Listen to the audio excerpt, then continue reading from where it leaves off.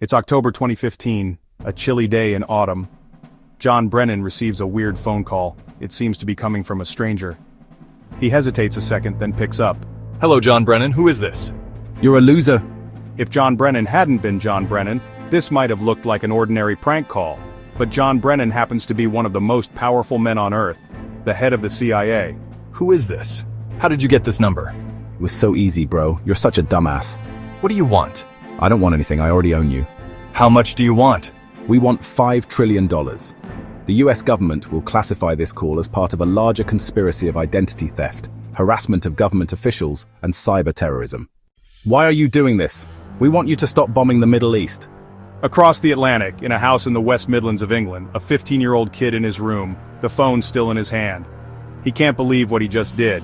He calls himself Cracka, and he loves to smoke weed. In fact, he's high right now. He's also the leader of Crackas with Attitude. He and his companions terrorized and embarrassed the US security apparatus to a near incomparable degree. They leaked the personal data of police officers, FBI agents, and DOJ officials.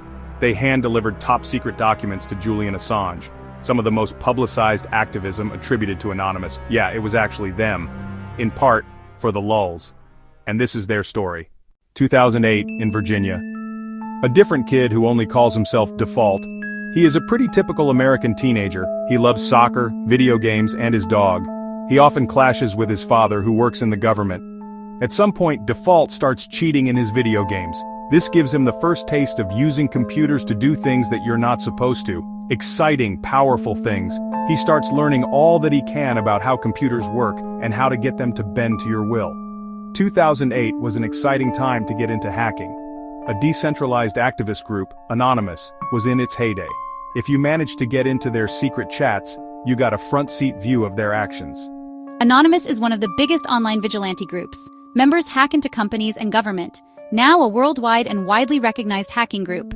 Hackers with the group Anonymous, citizens of the world, we have seen the erosion of due process.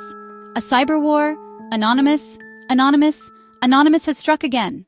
Young Default is fascinated. Anonymous embodies an exciting spirit of freedom through chaos. They showed how you could force the whole world to pay attention without you having to leave your bedroom. Some Anonymous actions are political, some are just trolling. Default, after tasting this very new kind of power, is keen to learn everything he can about hacking. He starts to hack random websites just for the challenge of it. But after hanging around Anonymous's chats for a while, he starts to find the group, well, cringe. For one thing, it's crawling with feds. People are getting arrested, so Default gets involved with offshoot hacker groups, one of them called AnonSec. AnonSec is quite advanced, and Default gets better and better at the game. The group controls a botnet. A botnet is essentially a large pack of infected computers under someone's control. You can use those computers to further spread malware across the internet. Default is tapping around AnonSec's botnet and gets curious about what computers they've actually gotten under their control. He finds that one is a server of the Canadian Medical School, Windsor University. Suddenly, Default finds himself with direct access to the university's finances. He pulls up records of students who owe the school money. It all adds up to $9.4 million. And at the bottom of the list, something very tempting, a delete all button. How could he not push it? These people might, really enjoy having their slate wiped clean, as it were. If you look, some of them owe a substantial amount of money, like $70,000. I think some people owed like upwards of over $100,000. It's a lot of money, you know what I'm saying? It's just like perpetual debt that sometimes just lasts for decades. So I just deleted everything. I went into the PHP shell and just sent everything to dev/null, just shredded it. So whatever I sent there is just not coming back. Back in May 2013, a 29-year-old US intelligence contractor also has a lot to lose.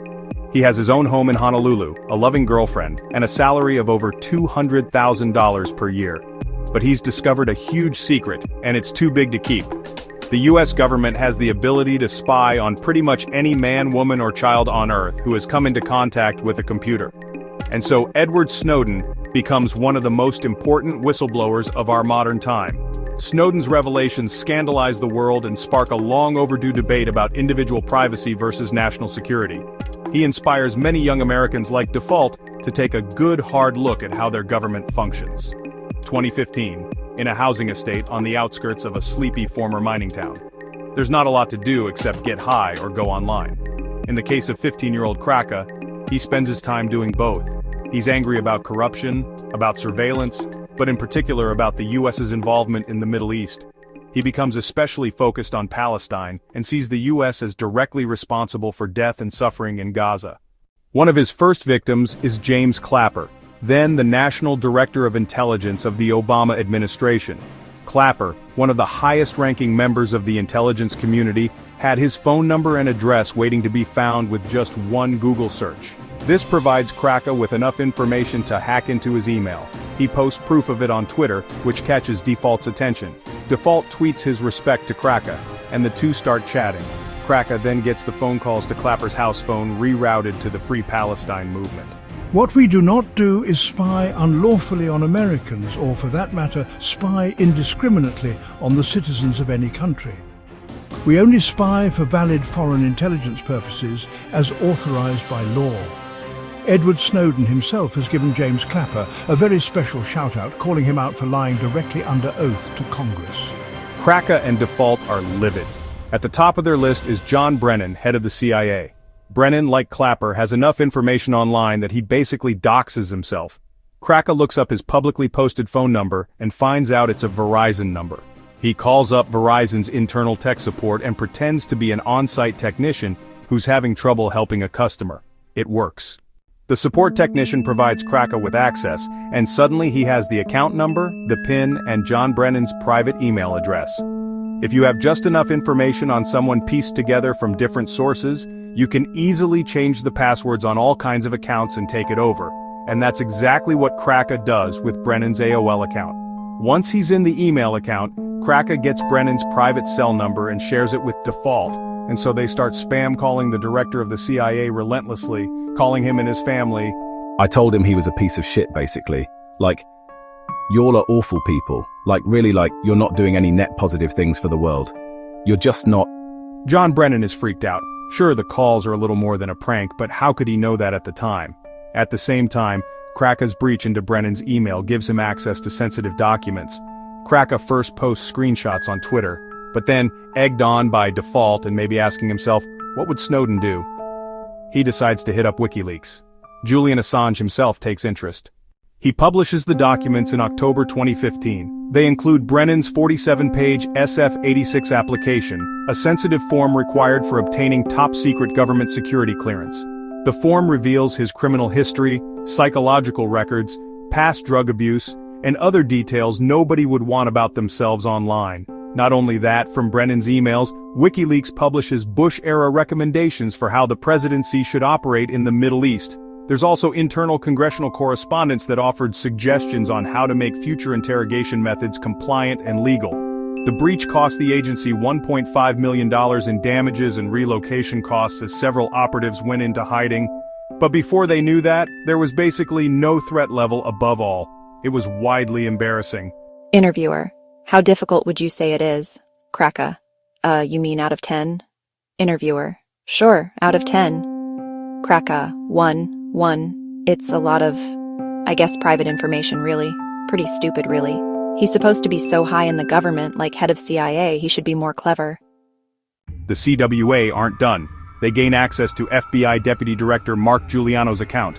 There they discover a database with personal information of 9,000 Department of Justice officials and 20,000 FBI agents. They then get access to the Justice Department's joint automated booking system, which has records on all US prisoners. At the time, I really didn't care.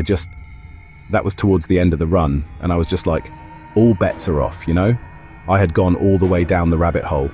Default is paranoid the whole time, constantly worried about his OPSEC, but he lets his guard down. I slip up for the first time ever, being arrogant and cocky. It comes on the news. CIA director hack, blah blah blah, all this stuff, and I'm like, yeah, that was us, blah blah. I was like drunk talking and just totally gave myself away. He never thought his friend would do anything with that information, but today Default is pretty sure this friend turned him in. When the FBI raids you, they don't knock politely. FBI agents entered his room just as his computer finishes decrypting. They're pointing assault rifles in his face. They drag him out of his room, flash copy his hard drive before it re-encrypts, and seize all of his equipment. Default knows he's finished, but the worst part, watching the agents carry off his hard drive. The hard drive with nearly 1,000 Bitcoin. Cracka, too, gets raided by British police forces, and his computers are confiscated. One other CWA member gets arrested in the US, and 3 more in the UK. Since Cracka was underage and in the United Kingdom, he got a lenient sentence. He spent 2 years in a juvenile detention center. He was the first minor in the UK to be imprisoned for hacking. Default, even though he was less involved, paid a much higher price. He went straight to federal prison with a 5-year sentence. I thought what I was doing was right in terms of political justice, but 2 years later, I realized I was completely wrong. Snowden, too, didn't have a relaxed time fighting for asylum in Russia. Whether you're a principled whistleblower who truly understands the significance of what you're leaking, or a stoned teen furious at the world's injustices, messing with the US government will change the course of your life forever. So make sure it's worth it. In December 2023, the Biden administration renewed a very controversial surveillance program. Section 702 of FISA allows the administration to spy on anyone in the world without a warrant, including its own citizens. It includes a vast database of electronic communications. It's supposed to be accessed only when there's a legitimate reason to believe it will assist intelligence operations. But a US court ruling in 2023 found that the FBI has already misused this database 278,000 times.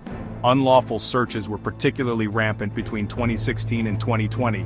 They've snooped in the private communications of donors to various congressional candidates. They've been watching suspected January 6th rioters, and they've also been surveilling Black Lives Matter protesters. Maybe they're even surveilling us.